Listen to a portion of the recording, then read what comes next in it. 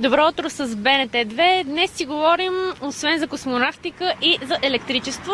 Антон Стоянов и Асен Асенов ми правят компания тази сутрин, защото те са експерти в кабелите и тока. Намираме се пред един трафопост, който трафопост е пример за едно двойна употреба на тези неустройства. Как се наричат? Сгради. Всъщност не е само сграда, защото е техническо устройство, уважаеми зрители. Може ли в тези технически съоръжения да има места за обществено ползване, както е в този случай? И редно ли е най-вече? Би трябвало да има помещения за обществено ползване, защото това е техническо съоръжение на енергото, което трябва да разпределя енергията между хората. В него има силнотокови шини, трансформатори, които не са полезни за човека и би трябвало да са... Там има една табелка, на която пише внимание, високо напрежение, опасно за живота. Тази табелка е сложена по някаква причина там.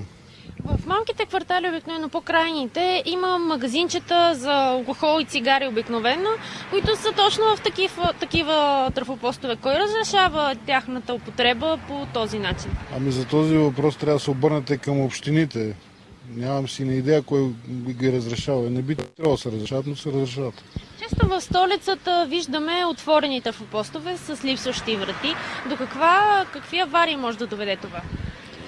Аварии едва ли да доведе до аварии, но може да пострадат хора. Може деца да влезат вътре. Вътре има силно голямо напрежение. Може да убие дете, може да влезе куче, котка, да даде на късо, да изключи напрежението на цял квартал. Господин Асенов, може ли такова съоръжение да доведе до някаква авария така с по-големи вреди да нанесе, например да избухне или по някакъв начин да се запали? Да, възможно е, когато е оставен без да има някакъв контрол, да бъде затворени вратите. Както каза и господин Стоянов, ако влезне дори само животно и се окаже близост до високоволтовите шини, може да предизвика спиране на тока, късо съединение, което да доведе съответно до запалване или самото съоръжение да излезе извън строя, което може да доведе и до по-дълго време оставане без ток на консуматорите. В пунктовете за изкупуване на метали в София вече е забранено да се приемат врати от трафопостове, както и шахти улични. Дали това се спазва обаче е под въпрос, защото в крайна сметка ние ги виждаме дали са тези врати.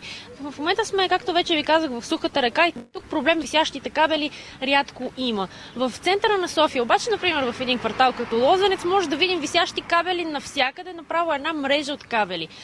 Може ли да доведе, например, оплитане на кабели до някаква авария?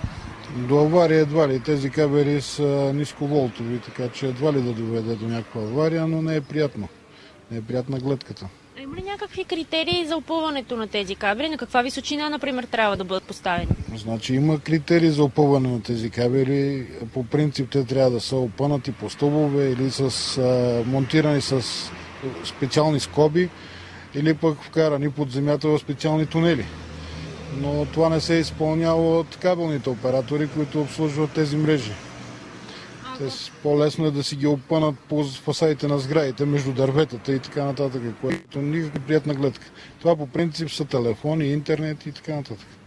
В някои квартали в София даже мога да кажа махали, сме виждали катерене буквално на малки деца по стълбове, като този, който е отзад, например. С каква цел се качват на тези стълбове? Даже сме виждали висящи обувки по кабелите. Това опасно ли е?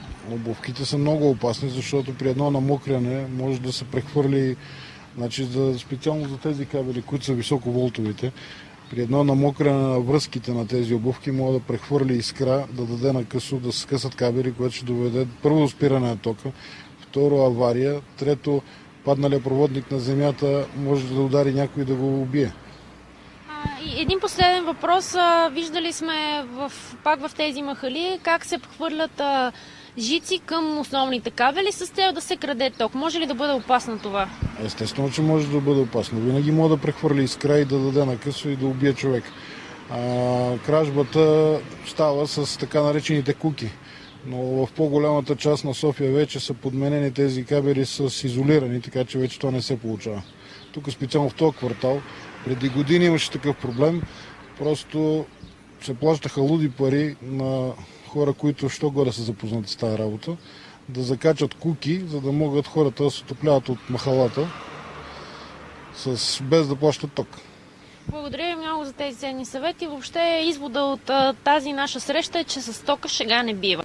Градусите в момента са 6, така че изключете климатиците и отворете широко прозорците. Времето вече е типично пролетно, да се надяваме да се задържи такова. А ние се отправяме към един ключов булевард, който обикновено е натоварен към този час. Вече почти 9 без 20. Бъдете с нас, за да видите какво ще се случи в следващото ни пряко включване минути преди 9.